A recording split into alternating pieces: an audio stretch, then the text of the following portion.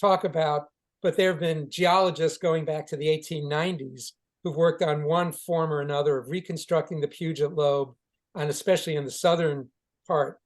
Bailey Willis started working in the 1890s. J. Harlan Bretz started to work on lakes that formed in front of the retreating ice sheet, and then worked on Washington State Geological Survey Bulletin number 8, where he described an awful lot of features of the Puget Lobe, and then a whole bunch of other features, a whole bunch of other workers in the many decades since that time.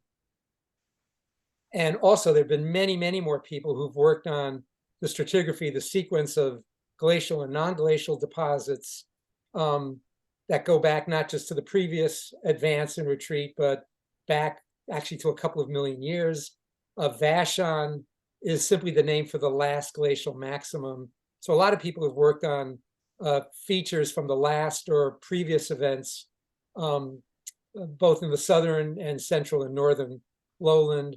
They've worked on as the ice sheet melted and the ice sheets melted globally, how sea level rose, as the ice sheet melted away, the load on the Earth was released, so there was isostatic rebound, the same as picking your head up from the pillow after it was on overnight and the whole landscape was popping up. That's still occurring 15,000 years after the ice sheet retreated. And then all the other details of ice retreat in the northern Puget Lowland and the Strait of Juan de Fuca and southwest British Columbia. So it's a gigantic scale with many people working on it from different perspectives. Again, here is a reconstruction on a broader scale showing the Puget Lobe and some contours on it. The lines show the ice flow directions as inferred. I'm sorry, I'm having a little bit of a hard time getting my cursor to show up on here. But if you look where it says Puget Lobe, you see there's one straight line perpendicular to the contour line. That is a flow line, typically perpendicular to the contour lines. Further down, where it shows 600 meters ice thickness, there's another line. There are many lines that show the ice diverging as it went to the south and kind of spread out. The Juan de Fuca Lobe further west was much more influenced by rising sea level and water kind of creeping in underneath. So its history is sort of separate from the Puget Lobe, except that as it decayed, as Malcolm was referring to before, it probably then had sort of an accelerating effect on the Puget Lobe recession. And the Puget Lobe, once it started to retreat, retreated very, very quickly. It took probably a couple thousand years, maybe 3,000 years to advance from the Canadian border down to its southern margin. This is the Puget Lobe. But it took a few hundred years at most to recede to the north, probably largely because of both warming as well as the effects of the Juan de Fuca Lobe collapsing. Here is, again, a more detailed view of the Puget Lobe and ice surface contours on it.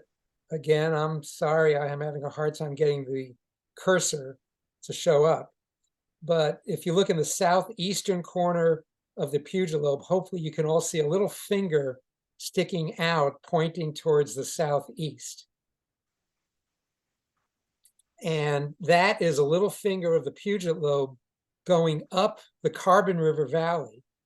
And southeast of that, the Carbon River would have been dammed up into glacial Lake Carbon.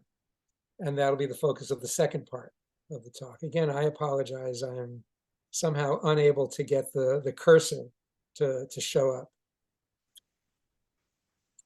These are flow lines generally drawn perpendicular to those surface contours, but also reconstructed partly from drumlins, elongated landscape.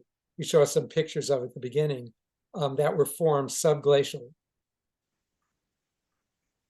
And this is a picture of drumlins. Again, there's over 1,000 of these elongate hills streamlined. Here you see them oriented towards the southwest.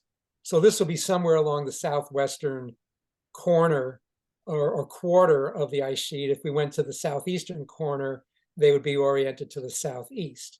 And if we were just in the southernmost margin, they'd be more or less north-south. The Puget Lobe, as it advanced south and got south of around Port Townsend, became shut off from the open Pacific Ocean via the Strait of Juan de Fuca. And everywhere south of the Puget Lobe and around Tenino was areas where water couldn't escape. South of Tenino, the land rises and water couldn't escape there, and the water couldn't escape against the high ice sheet to the north. So there was a series of lakes formed south of the ice sheet, and those lakes would contract as the ice sheet expanded southwards. There was less room for those lakes to occur. And then as the ice receded northwards, those lakes would reform and expand northwards. And here we see, if you look at the very bottom of the screen, you can see an ice sheet at the very, very bottom. It has a vertical cliff. Maybe you can't tell that, but you can see the icebergs that are floating out in the middle of the lake. Now, in this particular case, this is in southeastern Alaska. This body of water is connected to the ocean, so it's a little bit more complicated system. But the Puget Lobe would have been like that southernmost lobe advancing into a sea, calving off with a blocked body of water to its south, and that lake or those lakes would change over time.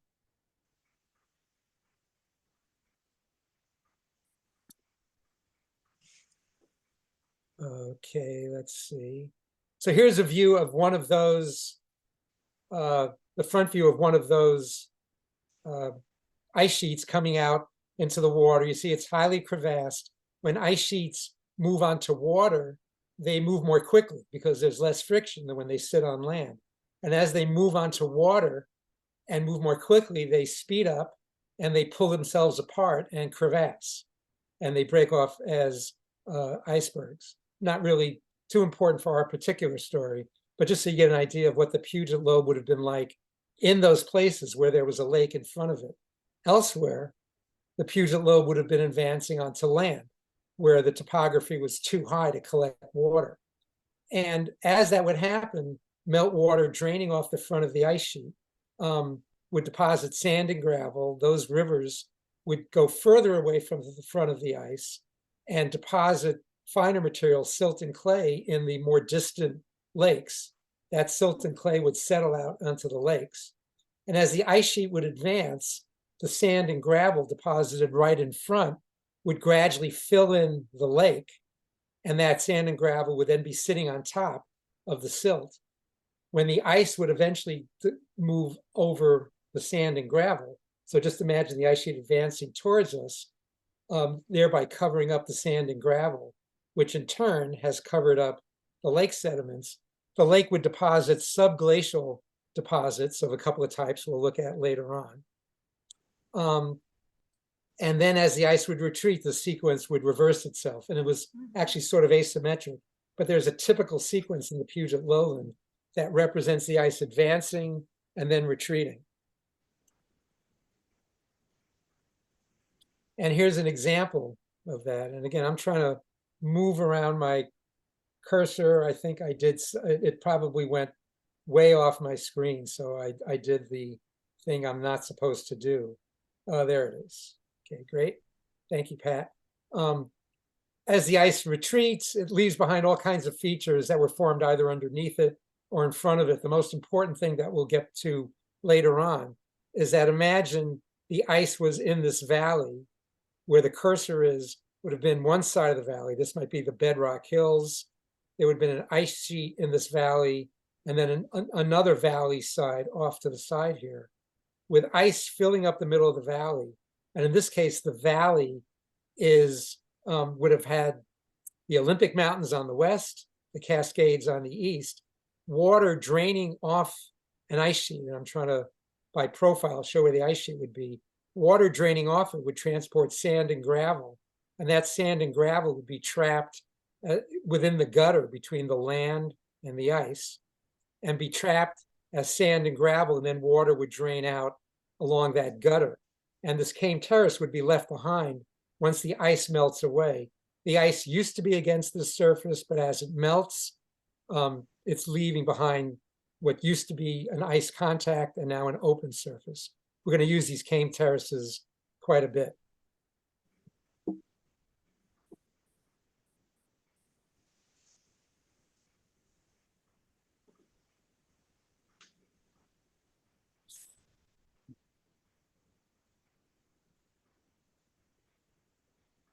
Okay, so here's the idealized sequence. As the ice advances from the north southwards, there's some pre-existing landscape with whatever different kinds of geologic materials were exposed. As the ice gets a little closer, at some point, meltwater, still from the distant glacier, fills up whatever low spots were in that pre-existing topography.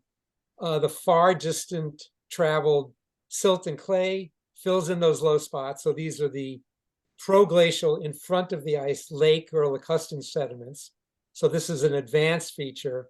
The ice advances a little bit closer with the outwash now being deposited right in front of the ice, and it would fill in that lake and cover it up.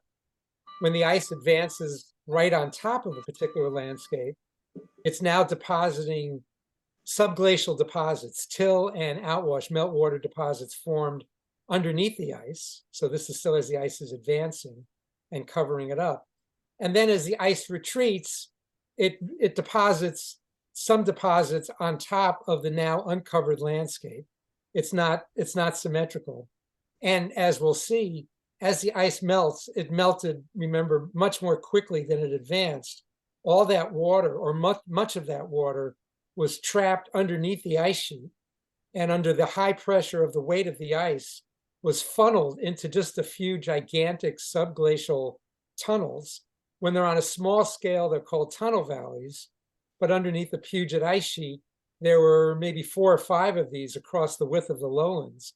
And that enormous amount of water was funneled under high pressure and scoured the recently formed sequence of materials, scoured that up to a couple of thousand feet deep in places, forming the Puget lowland. And then as the ice would retreat, those now newly formed deep surfaces would be filled in by lake and river sediments that still cannot drain northwards. Eventually, the ice sheet retreats north of Port Townsend, and it becomes connected to the ocean. So we have a complex advance and retreat sequence. Well, while the ice is retreating, but much more rapidly, that water has to go somewhere. Much of it went underneath, forming the troughs. Ultimately, all the water from beneath, from the right-hand side, left-hand side, on top, all still drains southwards along the southern margin out the Chehalis River. So now we're looking at a part of that sequence. This is outwash gravel. This would be what we'd see if we would have dug into that outwash surface that we saw right in front of the glacier. So this would have been formed when the ice would have been just a little bit further away. If we would go underneath, we'd see clays. Some of you know some of these names. The Lawton clay is one of the names of one of these far-traveled proglacial lake deposits that we see. Here is material formed subglacially. It's formed of till, which is very compact and bears the streamlining effects of the overlying ice flow. But every once in a while, the ice would detach and there'd be meltwater flow forming outwash. This looks pretty much like this stuff. This would be formed in cavities, temporary cavities, seasonal cavities during the melt season underneath the ice. And this is that surface form material as the ice retreats and kind of melts and collapses. We're going to take a look at a few close-up views of this. Here's that surface material. It formed by just melting at the ice surface. So it wasn't formed under the weight or the streamlining effects. Therefore, it's pretty soft and fluffy. Surface water can drain through it and oxidize it, which is why it's brown. However, this stuff formed underneath the ice was streamlined, molded, and compacted under hundreds, thousands of meters of ice. So it's extremely compact, so water can't penetrate it. And hopefully you can see that there are two faces. This is the highly compact, molded, streamlined glacial till, what people call boulder clay. It's the stuff that you curse at when you're trying to dig into your yards.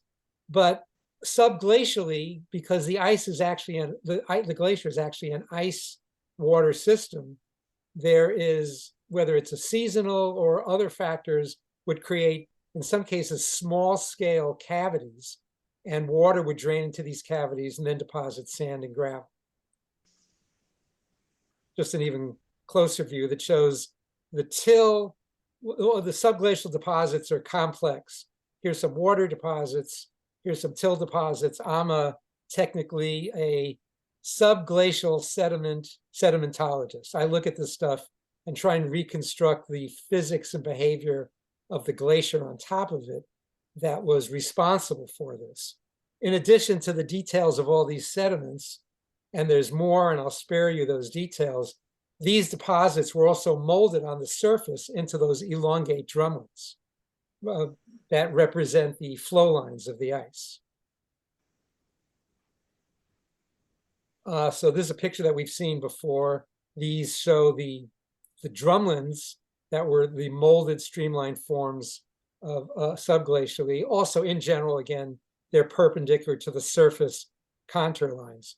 Just like if you have a marble and you put it on a hill, the marble will roll directly downhill perpendicular to the contour lines. Again, all the water, regardless of its origin, was escaping out the Chehalis River to the much more distant shoreline of the Pacific Ocean, because sea level was about 300 feet or more lower at that time.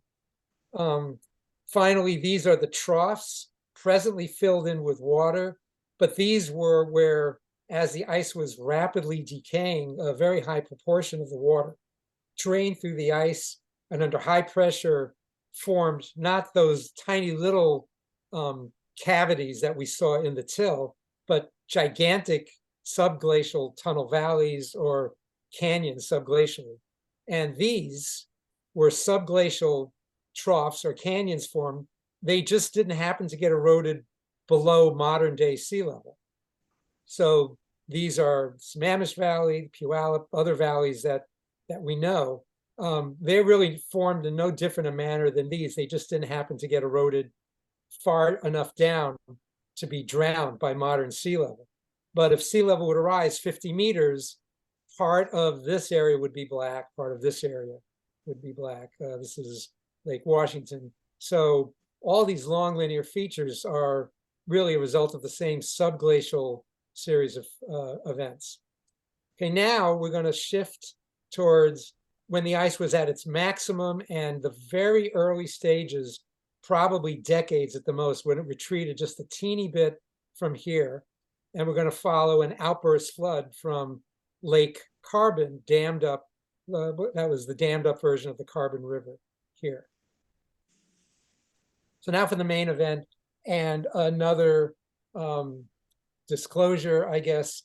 Some of the slides that I'm going to be using here were used on a previous talk.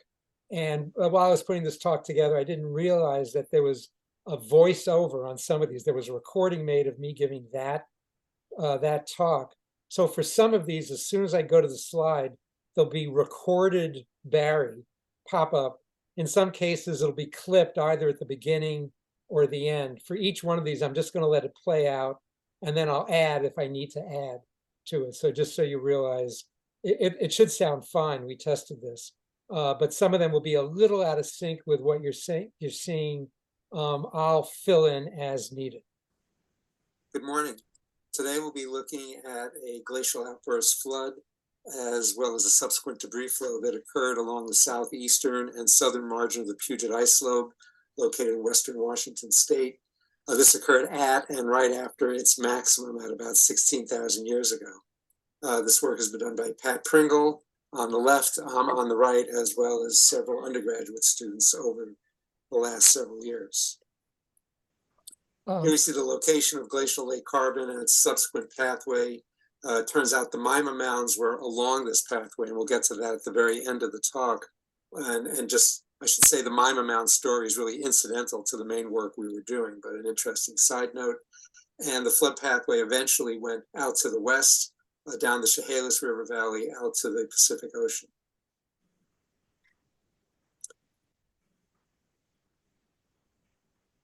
And I also want to thank, here we see the Puget Lobe, glacial lake carbon. The Carbon River today flows freely, of course, the Puget Sound, but the ice sheet blocked it up.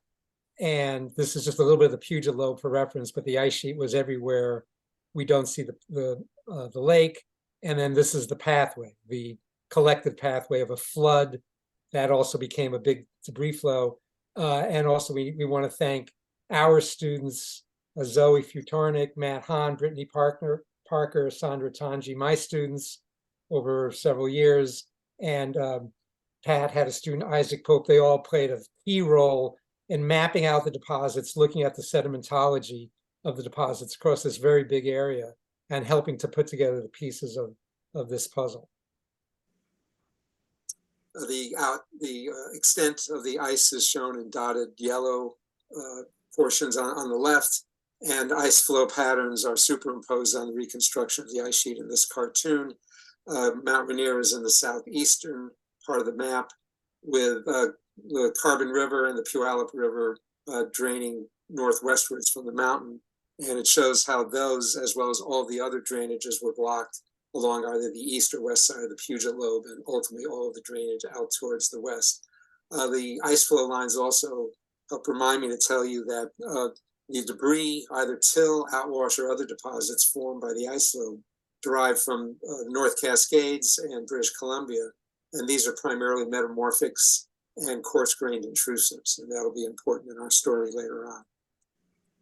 Okay, so just to reemphasize that fact, the Puget Lobe eroded material from the North Cascades, the Olympics, and then British Columbia, and all of those have very distinctive lithologies, rock types. The Olympics are very different rock types, but these are all very characteristic and dating way back to Bailey Willis in the 1890s. All of those geologists over a course of now 130 years map the ice sheet, the drumlins, the outwash, the many other landscapes formed. And all of the deposits of one sort or another by the Puget Lobe are composed of distinctive lithologies from the Olympics, the Cascades, and further north.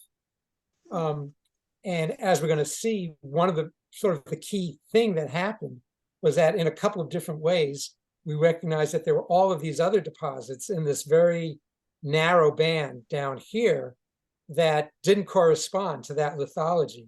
Instead, it corresponded to the very distinct lithology from Mount Rainier. And the only way for these lithologies to get from Mount Rainier down here are via lava flows, and they didn't get anywhere near that far, or glaciers.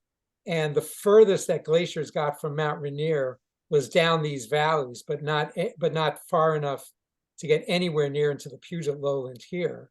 So neither lava flows or Mount Rainier-based glaciers would work, or debris flows. And we'll see how we put together these pieces of the story. So very different deposits from the Puget Lobe, Ice Lobe, and from Mount Rainier. As it turns out, going back to the late 50s and early 60s, a geologist by the name of Crandall and a couple of others were looking at deposits. They were mapping this area, and we'll look at some of his geologic maps, found some of these deposits, but more importantly, they found below the modern day deposits, older deposits, older deposits that also weren't Puget Lobe derived, that previously people thought that these older deposits were just older tills. Instead, they also were of Mount Rainier origin. They were, as it turns out, older debris flows of one sort or another. And Pat just reminded me that this date here should actually be younger by 500 to 1,000 years. So actually the maximum extent of the Puget Lobe, and Pat, thanks, is actually been updated to about 15,600 to 15,000 years ago. And what that does is compresses the time. Like, we really don't care in terms of that several hundred year difference, except it compresses the time of recession of the Puget Lobe that much, because we have dates going back to various places in the north where the ice lobe had clearly receded past. So the ice retreat from its southernmost margin was not from 16,000 years ago back to a younger date, but from only maybe 15 or 15 and a half to a northern date. So the ice recession was very, very fast. Thanks, Pat. And this just shows this. So the Puget Lobe maximum here, this shows years ago, 17,000 years ago, 16,000 years ago, towards the present. The Puget Lobe maximum should instead be plotted here. And the tan wax flood, as we call it, and then these lakes, which would have been uncovered as the ice retreated northwards, these are dated pretty well by carbon-14 dating from the sediments within those lakes. So if the Puget Lobe was at its maximum here, all of these events would have occurred much more rapidly after the ice retreated. So all of this says simply the ice retreated very, very quickly.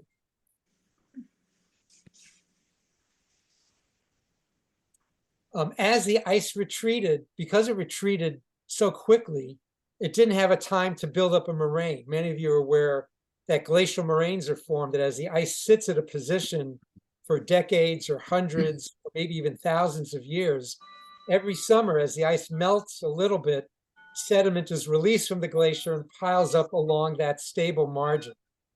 And as that occurs, a ridge of sediment piles up along the margin of the ice and is a moraine. And the size of the moraine is kind of a function of the length of time. Because the ice retreated so rapidly, it may have been at each position, in some cases, maybe for a year or very few years.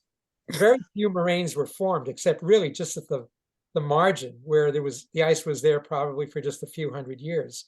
So instead, most of the recessional positions, this shows many of the recessional positions, are instead were mapped out by not moraines, which were stable sediment buildup year after year, but by the very short-lived ice marginal flow, the rivers that were forced to flow along the margin of each one of these retreating positions. And an ice marginal channel would be formed at a new position every year or every few years as the ice would retreat, and a channel trap between the high ice here and the high ground further south. It was literally a gutter right along the margin where it'd be eroded by the ice flow each summer.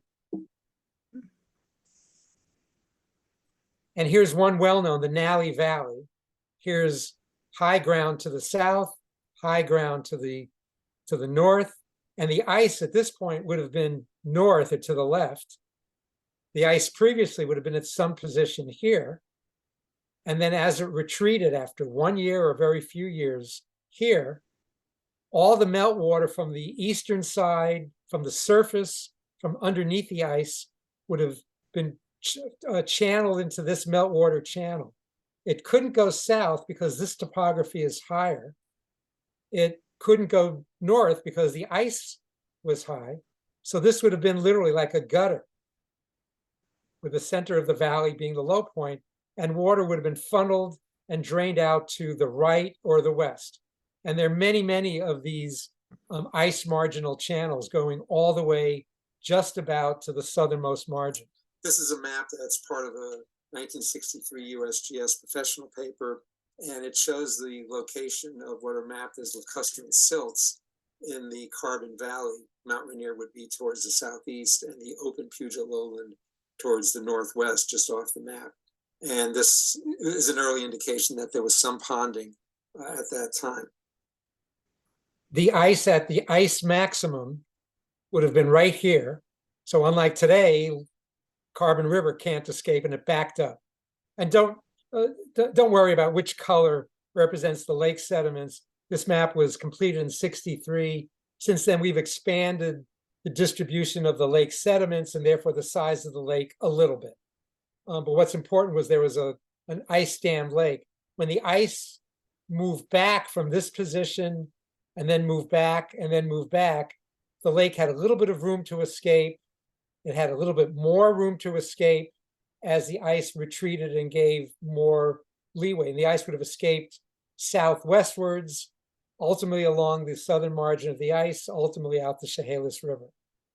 This shows our reconstruction of the lake, and actually we'd extend the lake a little bit beyond this reconstruction here. What it also shows is an innovative series of reconstructions that show the ice as it would have advanced towards the northwest. Each of those colored bands represent recessional positions marked as came terraces. And we'll be looking at the first three of those came terraces. So the ice maximum, which would have blocked up the lake, as well as the very first recessional came terrace shown in pink, and the next recessional came terrace, somewhat wider, shown in blue. That's going to be the focus of our tracking, the maximum and the first two recessional positions. So I'm going to go through the next slides relatively quickly. These all, a lot of these slides basically just say what I'm talking about for those of you who want to look at some of these, and some of these slides are going to have a lot of geographic detail in them. And I put them on so that if you want to go back, this is going to be recorded and on YouTube. You can go back, and if you care, you can look at some of these more at your leisure, so you can kind of get the geography a little bit better. So these just say what we talked about, how there was rapid retreat in stages. The first retreat was just a little bit. The lake dropped a tiny bit.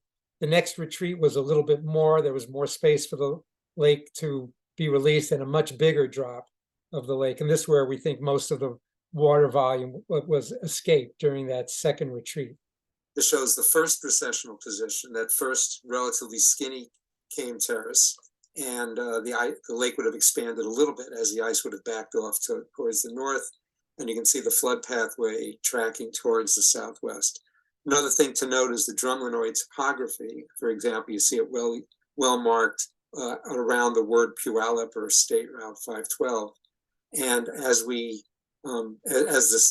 series of features, flood features developed, they obscured the southern portion of those drumlinoid features. This shows that more expanded second recessional terrace. The lake had expanded in size, and this is when we think most of the lake outlet flood occurred. And again, you see the pathway off towards the southwest. The series of cartoons starts in the upper left-hand corner. The ice at its maximum, with glacial lake carbon at its maximum height and extent up the valley. Here it's shown to be about 1,500 feet elevation. Again, our mapping shows it probably was a little bit higher and a little bit larger lake in the Carbon River Valley than what's shown here. Next to the right is recessional position 1, where you can see the last glacial maximum and the stage 1 retreat not being too far apart. So this would have been a relatively small water release from the lake as the ice backed off just a small amount, creating that first came terrace. And then finally, the stage 2 retreat shows a much larger recession. Much of the lake water would have escaped during this time period, with that much larger came terrace formed towards the left, with a remnant of the first came terrace shown hanging above it. The next stage, the lake would have dropped too low to escape via the lake. It just started to drain out via a canyon. So this just is a reiteration of those things that we just said. I'll leave it really for you to look at later if you care. The ice retreated because of warming, because of subglacial flow that was both carving those canyons, those subglacial, basically the Puget Trough, as well as water leaking out from the lake through that sand and gravel. And once again, to give you context, this shows the outlet of that flood water and the subsequent debris flow. We'll get to the debris flow in a second. Very ballpark estimates, but on the order of 10 to the 7th cubic meter of water was trapped in the lake at its maximum depth, and maybe a discharge of about 10 to the 3rd, so that'd be 1,000 cubic meters per second. That's around 40,000 cubic feet per second, for those of you who can kind of relate that to a river discharge. That's the Columbia River at a pretty good clip. Here's the Carbon Valley. The ice at that time was still almost up against the mountain front. The water would have escaped through here, and then eventually it had more room to move away, but there still would have been ice here. The ice would have been at its maximum, recessional 1, recessional 2. We're going to look at as the water went through here, carving some canyons, it also undercut some of the older materials. This map shows the distribution of the Lily Creek Formation, a mid-Pleistocene deposit, debris flow, and fluvial deposits derived either from an early Mount Rainier or just erosion of or erosion from the Cascade bedrock. As the water went through the skinny constriction ice to the north, it would undercut these older deposits. It's this and a couple of other deposits as well. Eocene age. This is an exposure of the Lily Creek, and you can see it really looks like a debris flow. And this was mobilized along with the bedrock to create the. So this is, sorry, I got cut off there from the previous one. So this is about a 1 million year old deposits. There are others as well that were undercut by that very early pure water phase of the flood. And as it bulked up with this and other materials, it became a totally different flow. It became a debris flow. And all along the course of its pathway, in some cases, it would gain more sediment, bulking up, becoming thicker. In other cases, it might flow into a river or a lake, getting more fluid and more liquid. So this flow was a variety of types of flow ranging from more liquid to more goopy. This is a LiDAR view that shows some of the erosional features, some nicely shaped U-shaped features that represent debris flow. Landslide scars in here blown up. You can see some of these really well. The scale in the lower left-hand corner is 500 meters. So these are pretty large features, and you can see U-shaped features that are still evident just about 16,000 years after they were formed all along those canyons. So I should say now just about 15,000 years. But these are landslides that formed as the meltwater escaping rapidly from either the first or the second stage of the lake release came through here, undercut these steep cliffs, and not only carved it down, but the undercutting caused these materials to slide. Here's some of these landslide features. Here's some of these landslide. These are the resulting horseshoe-shaped, think Oso landslide-shaped landslide scars, if that means anything to some of you. So some of that material bulked up the flow, and it went from a purely liquid flow at the very beginning, and that stuff then became a fairly viscous debris flow whose character changed all along the pathway as it became more fluid, less fluid. And this shows the same map, but with some explanation that shows as we start from the mount of Glacial Lake Carbon in the far northeastern corner of the map, the flood pathway first confined to a very narrow series of canyons trapped between the ice and the Cascade front, and then further to the southwest, the flood and the debris flow spread out along these pathways. In doing so, the initial flood stage would have carved out some deep canyons and eroded bedrock as well as Pleistocene deposits, and the flood would have been transformed into a debris flow. As it transformed to the debris flow, it started to fill up these canyons. It overtopped it all the way here. Water or debris flow, whatever its state was at any one particular point, it couldn't go further north because there was still a big ice sheet, just a little bit receded from its initial position. These arrows show some of its pathways. Early transformation of the flood into a debris flow. This cross section, northwest to southeast, shows how much canyon cutting up to a couple hundred feet or more that was formed by the early stage of the flood. And then as it bulked up, the canyons would have filled up and even would have been overtopped by the debris flow.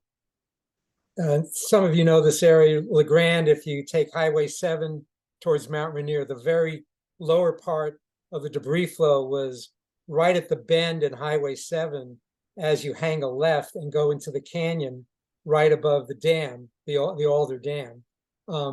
Northwest Trek is in here. That is completely floored by the debris flow. Succession. Let's just skip this. So what are debris flows? Well, a lot of you know the term lahar, where the debris flow is the result of volcanic activity. So here are some well-known pictures. Many of you are aware of this is the result of an eruption. So volcanic ash, busted up pieces of the mountain, pre-existing loosened material, water, snow, and ice become mixed together and become a debris flow, a lahar, because it's volcanically generated. And a lot of you have seen pictures of one sort or another. And they come down at great speed with a tremendous amount of force because the density of the water is greatly increased by all the material that is bulked up with. And they spread out over a much larger area. If you're in a narrow canyon, it'll fill up the canyon and spill out over the end, and that's what we mapped. Some of the very narrow canyons, like the Ohop Canyon, which are pretty deep, if some of you know where that is, were filled up and spilled out for quite a distance off to the sides. Eatonville was inundated by up to a couple 100 feet of this stuff. Here's what some of these look like. This is from unfortunately, a gigantic debris flow from Nevada del Ruiz, a very large volcanic eruption / debris flow generating event quite a while ago. Here's Nevada del Ruiz and some of the debris flow deposits. Yeah, the debris flow has left many obvious features, and once we recognized that these were all andesite, anomalously sitting on top of northern-derived Puget ice lobe deposits, tracking the lobe became pretty easy, just a very arduous task of going up and down every valley and trying to find a high water mark, so to speak, or a high debris flow mark. It shows the boulders and boulder train on the south, really eastern side of the debris flow tract. These are from Mount Rainier, and once we started to look and we slapped our heads and saying, no, this isn't Vashon Till or Vashon Outwash or Vashon anything. It's completely the wrong mythology. You can see where we're located here. We're going to look at a few pictures that show us progressively going down the direction. This shows them with me as a little bit of a scale. And these are gigantic Vashon pieces, and they're also very angular. Close-up view showing the results of presumably a lot of percussive interactions between the boulders and a very bulked up debris flow. If these were transported very far at all by ice, they'd be smaller, but they'd also be glacially scoured and smoothed off. These show just essentially the interaction of banging against each other in the debris flow as they bobbed along or got churned around within the debris flow. It shows further remnant downstream of the debris flow, matrix-rich deposit, almost 100% andesite boulders and cobbles located within the Ohop Valley.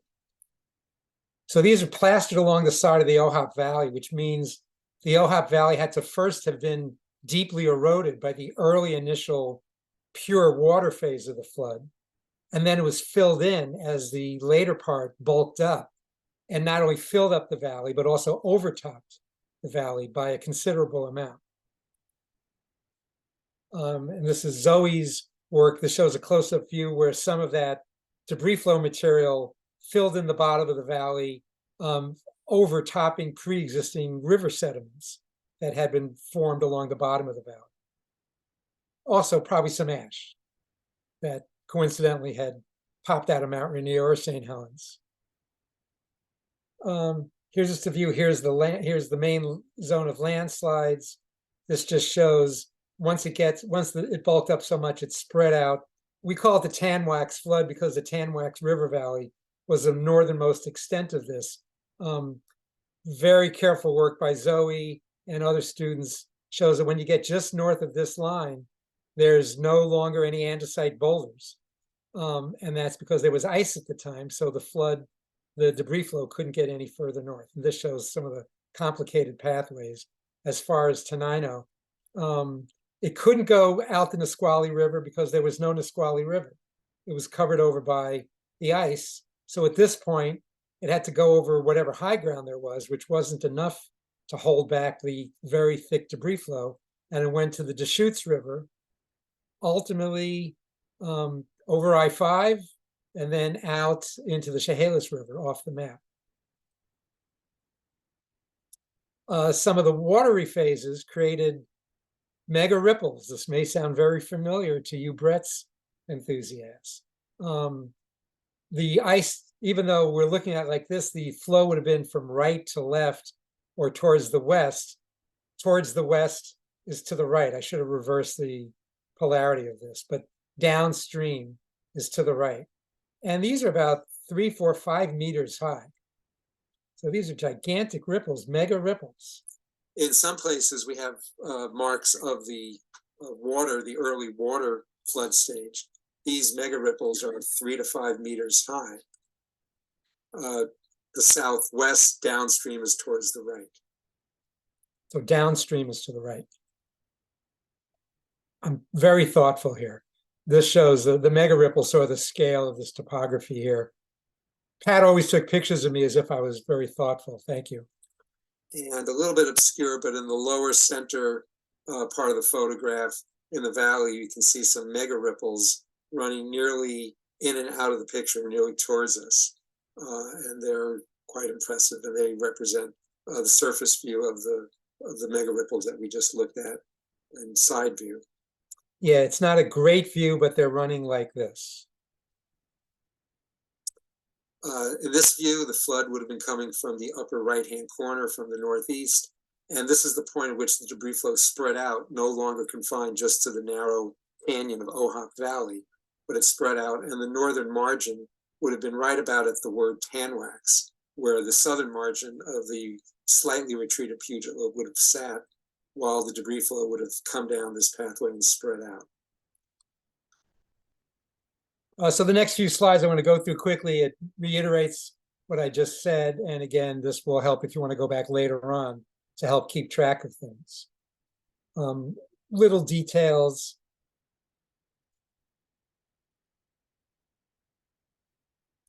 These yellow arrows are part of a state DNR survey of the East Olympia Quad. And they, in particular, show the second recession, the second retreat phase. And as it turns out, all of these features are formed on that Cane Terrace and can be tracked to be confined just to the second recessional outwash terrace further to the south as well. So all the debris flow material, and as it turns out, spoiler, all of the Mima Mound surfaces are all on that single, what started out as a Cane Terrace, then an outwash and a flood surface, all on that single surface.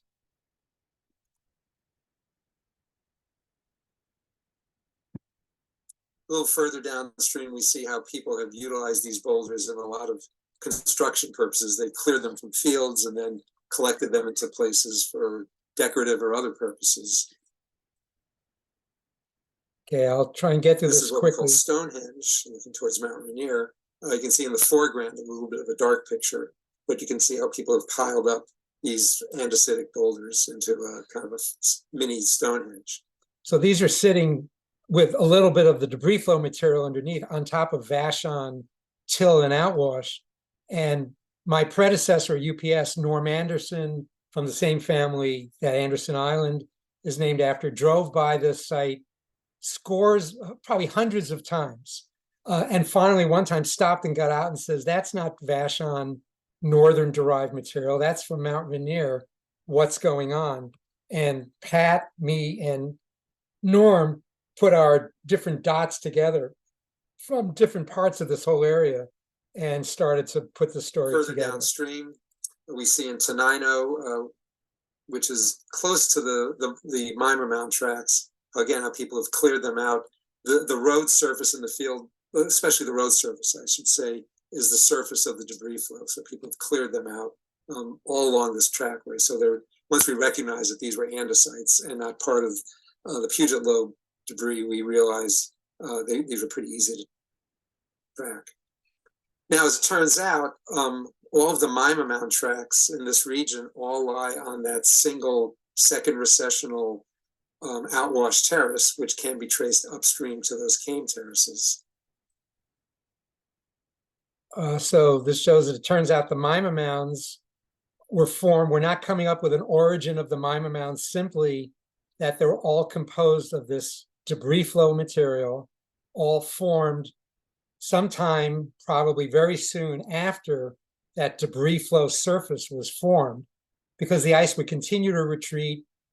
Progressively younger and therefore lower Cane Terrace and outwash surfaces were formed.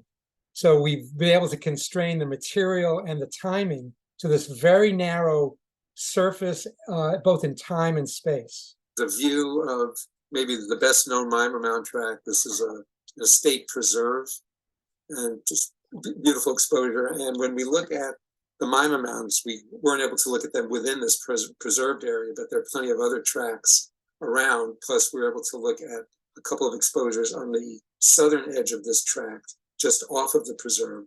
We see that the mounds themselves are composed of debris flow material, and they sit on top of the surface of the second recessional position, composed of all Puget ice lobe derived gravels. And we're almost done. This is exposure at Rocky Prairie, a little bit northeast of the previous photo, and this tree throw shows the matrix-rich material as well as the andesite-rich composition. And this is along the very southern edge of the Mima Mound preservation tract that we saw earlier on. This is in a public access site. And you can see the matrix-rich material, about here, about 85 to 90% andesite composition. Some of the underlying Puget lobe derived gravels have been incorporated in, and also the particles are smaller here. So I think we'll finish here. So it turns out the Mima Mounds is part of this story. Here, the glacial lake is shown in black with the area in striped pink, showing the pathway as far as we've traced it. And again, it would have continued westward out the Chehalis River to the Pacific Ocean, with the southern margin of the Puget lobe showing the position of its southern margin, how it blocked up the lake, as well as how it constrained the flow of the flood and the debris flow. And I think we'll end it there. So let me see if I can figure out how to get out of this mode.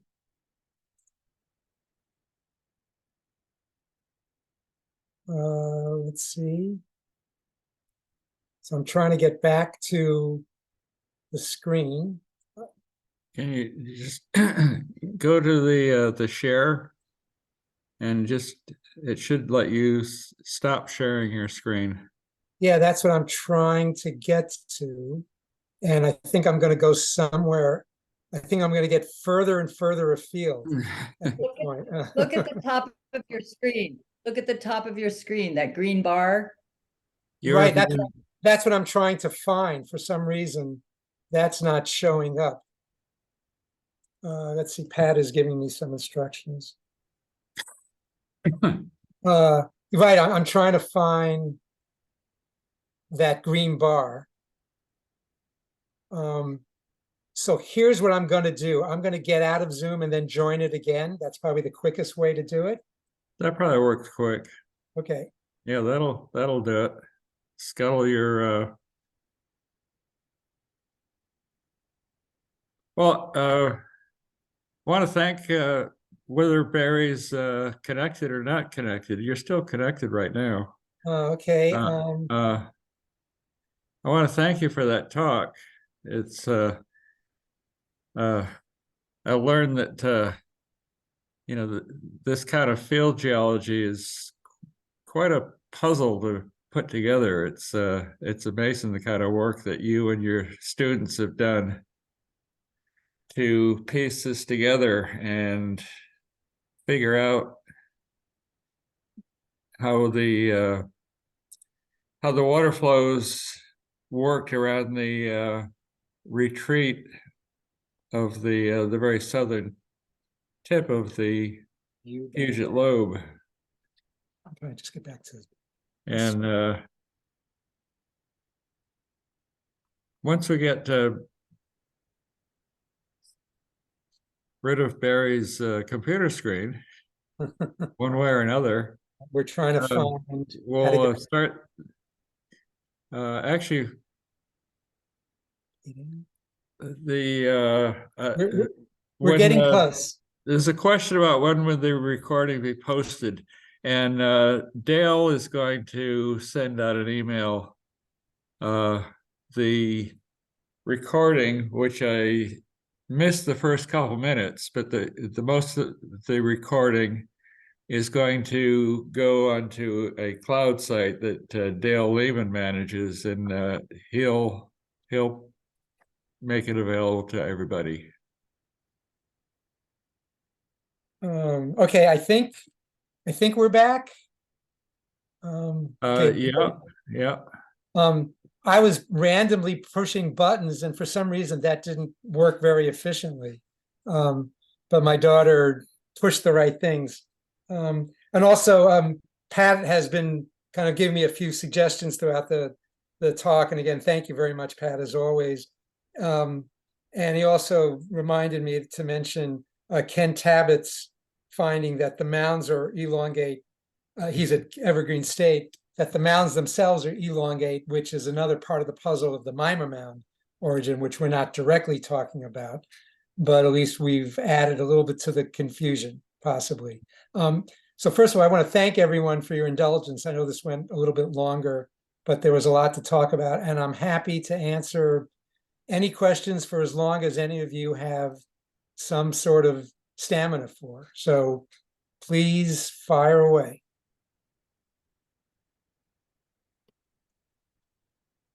I don't see anything in the chat. That's one way to post a question, but we could try just turn on your video and raise your hand, and we can take questions that way. Well, first of all, Michael Polans has a question. Yeah, first of all, thank you, Barry. That was a nice presentation there. I am currently mapping around Eatonville, and I'm kind of interested in, you mentioned at some point that there was a few hundred feet of inundation around Eatonville, and I didn't quite catch whether that was the Tannenbucks-Oak Valley flood, or if you were talking about Mount Rainier sourced debris flows that may have cumulatively inundated to that sort of depth. What was that? So first of all, Michael's was the very last name on the list of all the people who have worked in the Southern Puget Lowland and on the recession.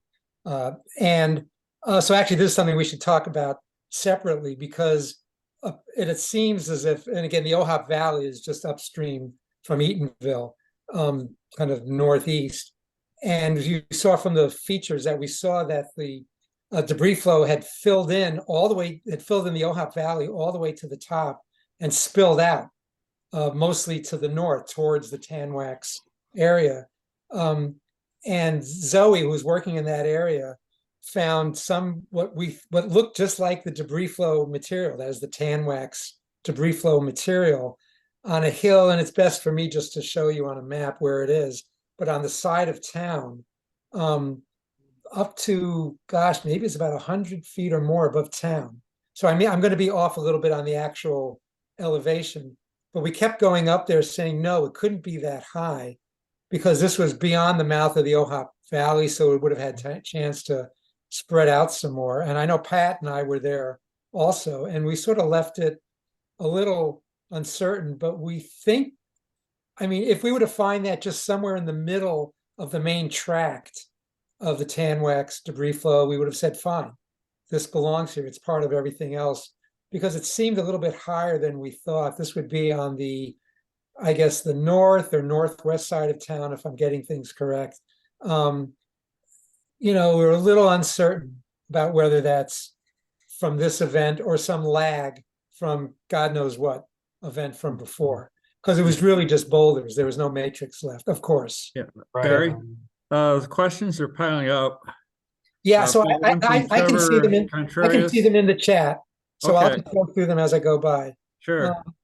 So Trevor says, Barry, do you have any thoughts on the source of carbon in the dark spanway soils that make up the Mima mounds? Well, this is one of the things that have led people to come up with some of the many, many thoughts, such as gophers.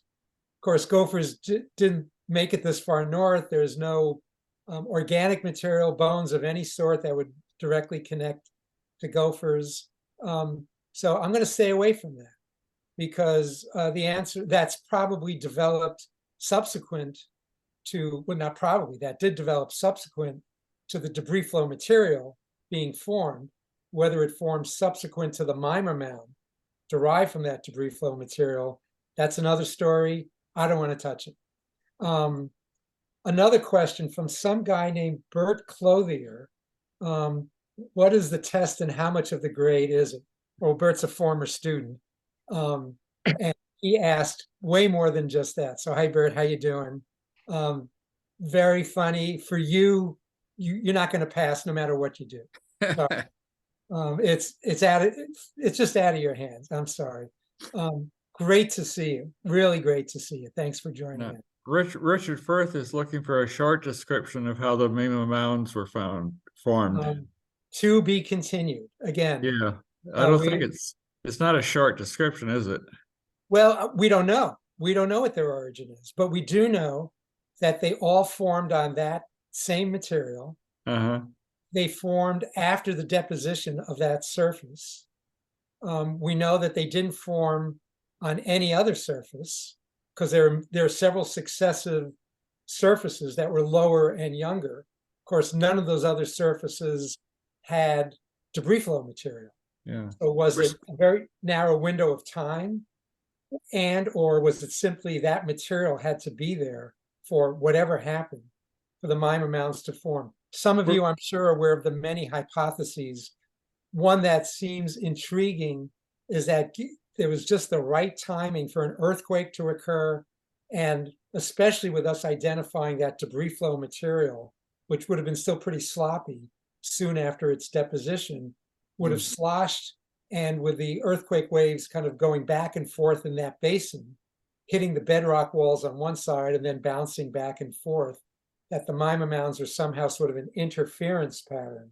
Yeah, that makes some going back and sense. forth. Yeah, we're used to water forming ripples, but out in an open lake, sometimes you get, instead of getting waves, you get chop, and Yeah, the Mima Mounds look more like chop. debris flow material, you don't form ripples in it. It's got too much viscosity. But earthquake waves, basically P waves going through that material, especially if there's an interference pattern, because if they're bouncing back and forth in a couple of different directions, maybe. It's interesting. There's no evidence of an earthquake right at that time. This would be right around 15,000, 15,002 or 400 years ago or something like that. So there has to be a lot of other things to fill in for that to occur. Again, all we're going to say is they form on that surface made out of that material. And let everybody else who has fun with this go at it. So Barry, are those mounds fairly unique? That you don't we don't have like sort of choppy mound deposits in other areas? So again, this is not a Mima mound talk, but I will say that there are mound-like features all over the place, including as far south as the Central Valley in California. So if there was any periglacial origin to it, and Pat has reminded me that Link Washburn in the late 80s wrote a paper on kind of evaluating what was known about them at that time. And Pat, I should tell you that I talked to Link up at UW at that time. We talked about this quite a bit at that time. This was obviously before you and I were working on this, but I was looking at drumlins and what's happened to the surface. So we talked about that. As of that time, his overview is great. People have come up with other lines of evidence since then. And Pat put a reference for his kind of summary review article there as well. Mima mounds have been found all over the place, and it's probably the case that at least some of the features that look like the Mima mounds, and I'm using Mima mounds just for the features that we see south of Olympia, just for that geographic location, that features that look like that don't all have the same origin. Because there are many other cases where things that look similar just happen to look similar, but may have very different origins. So there's an area, like I said, in the Central Valley in California where the material, the climate, everything is different. And you could get to the same result, the same landscape from different directions, a different confluence of patterns. They're found in Illinois, they're found in many, many places. So it's one of those interesting problems that is a black hole. It's fun to study. Some people like to say, I have the answer. No one has successfully come up with an origin for even one single tract that successfully explains all of the characteristics of that. And some people have said, well, giant gophers, why don't we see any organic remains like bones or teeth or tracks or anything else? Well, then people start to contort themselves with why we don't see that. That's bad science.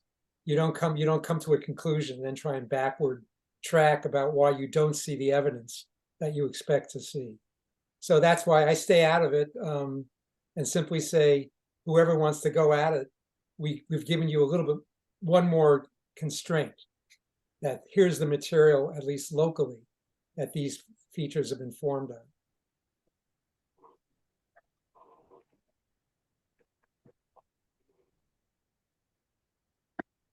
Michael, yeah, absolutely. So let's get in touch. You bet.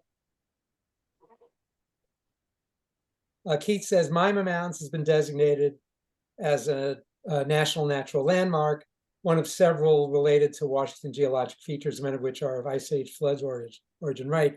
So the picture that I showed is one of the many classic pictures, and we showed a couple of exposures immediately on the south side of that, which was a Washington's highway gravel pit, basically. So we worked as many of those exposures. You saw a couple of pictures, Pat, I assume that was Isaac, that we saw in a couple of those pictures. And I had a couple of students, the first student, Matt Hahn, who worked on those exposures as well. Then you and I have been there, and everyone who we taken out in the field has looked there as well. And it clearly shows a nice flat outwash surface.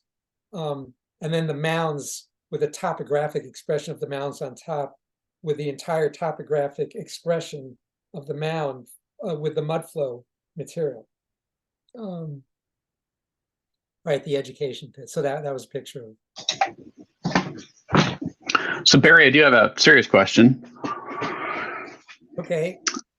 So in the Ohop Valley or the other valleys that are on the margin of the ice sheet through the Tanwax area, where your mud flow overtopped or filled in the valleys, obviously they were deeper before the mud flow. They filled in to some degree. Were there following flood events that re-scoured those valleys? Does that add complexity to your story, or would that was the topography and it's more or less the same as it is today? Well, I mean, the only thing I'll say is that the valley was excavated, then filled in, and the picture that I showed you was plastered up against the very highest part, or up to the very highest part of the valley, and then there's clearly stuff that spilled out. So there was a valley, it was filled up and overtopped, and then most of the debris flow material was flushed out. It could have been flushed out by a later stage that was more fluid, or simply 15,000 years of drainage downcutting through it. So any one of those. Also, I would bet that the Ohop Valley wasn't completely excavated during whatever early fluid stage of this particular event, because just as in Eastern Washington, every time an ice sheet came down and expanded and blocked the Clark Fork River through all of those previous cycles of glaciation, there probably was many flood events. Each major glaciation would have had some version of that. Probably the same thing would have happened. So the Ohop Valley, just upstream from there, the Fox Creek channel, which is the upper end of that canyon-like stretch. We showed a couple of pictures of landslides, so that would have been within that upper stretch. These were probably canyons to some extent. I would doubt that their entire depth was up to a couple hundred feet deep, was carved during the single event. And similarly, the subsequent excavation probably would not have been through the later stages of the lake release, but we don't really know. So I would vote more for repeated events, glaciation after glaciation, that would have occurred. But however much of the last stages of the lake flood release through that pathway would have accomplished only some of the excavation of the plugging of the Ohop Valley by the debris flow. Because again, there's 15,000 years of drainage flushing out some of that material. And Bert, when was the Barry, last time? When was the last time Barry? you gave me a serious question? I'm trying to think about that. Barry?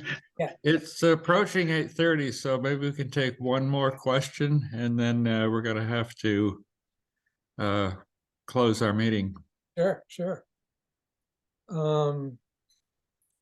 So I'm happy to answer one more thing. Let me just say very quickly, this shows how quickly landscapes change as ice advances, ice retreats. There's so many other things that have happened in the Puget lowland soon after ice retreat and in the 15,000 years since. That's what makes it very interesting. Lakes, rivers are dramatically show those changes, but a lot of other things have gone on or actually still going on as well. These are some of the more dramatic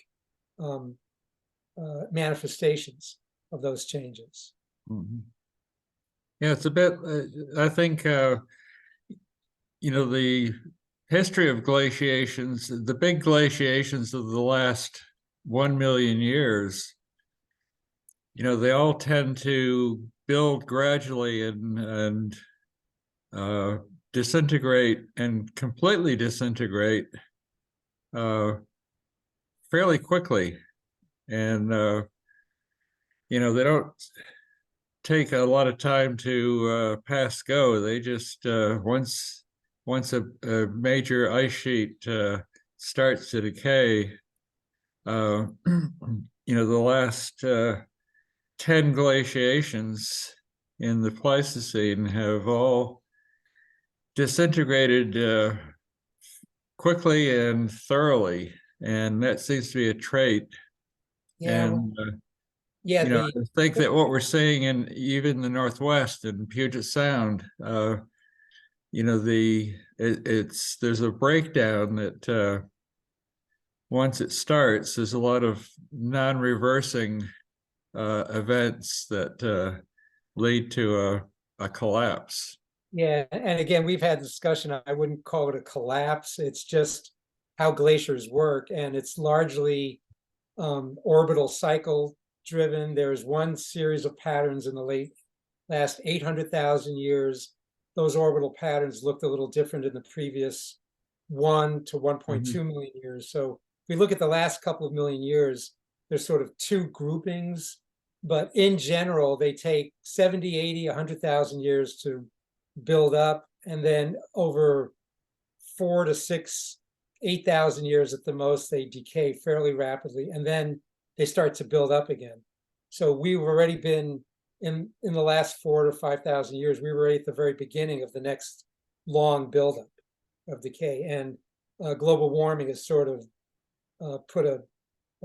anyway, it's altered what was the beginning of that next long buildup of ice. It's sort of a new paradigm, I guess. No surprise to most of you, I'm sure.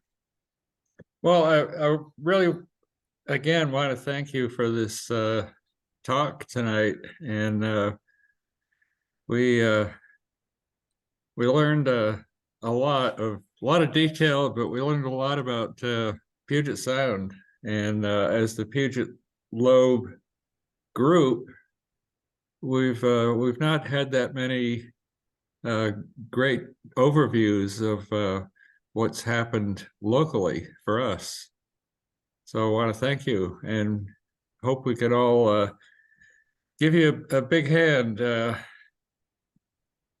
And with that, if there's nothing more that you want to add, we'll close the meeting. Again, thank you very much for your indulgence. I know we ran a little bit long, but hopefully found it interesting. Again, I want to thank Pat. He sent me a few helpful hints along the way, but much more than that. Oh, Pat, you don't deserve to do that, but much more than that. This is the work that Pat and I have done. over Uh-huh. the last 20 years. I happen to be giving the talk, but he's responsible for all the mistakes. I'm responsible for all the correct work. There you go. Yep. And Okay. Michael, we'll be in touch, Michael. Thank you again, everyone. Have a good evening. Okay. Bye-bye all. Good night, everyone.